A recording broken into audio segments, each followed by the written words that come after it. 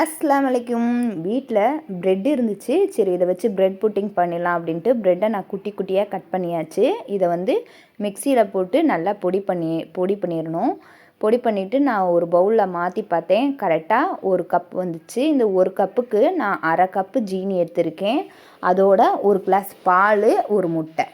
ஒரு பாத்திரத்தில் அந்த ஒரு முட்டையை உடச்சி ஊற்றி நல்லா மிக்ஸ் பண்ணிவிட்டு ஜீனியையும் போட்டு நல்லா மிக்ஸ் பண்ணிடணும். மிக்ஸ் பண்ணிவிட்டு ஒரு கிளாஸ் பாலையும் ஊற்றி நல்லா மிக்ஸ் பண்ணிடணும். வெண்ணிலா எசன்ஸ் எதுக்கு அப்படின்னா முட்டை வாடை வராமல் இருக்கிறதுக்காக அரை டீஸ்பூன் வெண்ணிலா எசன்ஸையும் போட்டு இந்த ப்ரெட்டையும் போட்டு நல்லா மிக்ஸ் பண்ணி ஊற விட்டுறணும். வடைச்சட்டியில் ஜீனி போட்டு பாவு மாதிரி காய்ச்சி அதை நம்ம எந்த பாத்திரத்தில் அவிக்க போகிறோமோ அந்த பாத்திரத்தில் ஊற்றி நல்லா ஆற விட்டுட்டோம்னா அது அழகாக ஒட்டிக்கிறோம், கண்ணாடி மாதிரி இருக்கும்.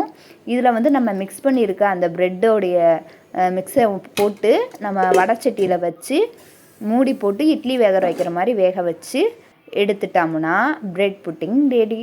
உண்மையிலே சூப்பராக வந்துருந்துச்சுங்க. பார்க்க அழகாக இருந்துச்சு, சாப்பிடவும் சூப்பராக இருந்துச்சு. முட்டை கவிச்சி வாடை எதுவுமே இல்லை. அப்படி கட் பண்ணும்போதே அவ்வளோ அழகாக கட் ஆச்சுங்க. பாருங்கள், ஸ்பூனில் எடுத்து காமிக்கிறேன் எவ்வளோ சாஃப்டாக இருக்குன்னு.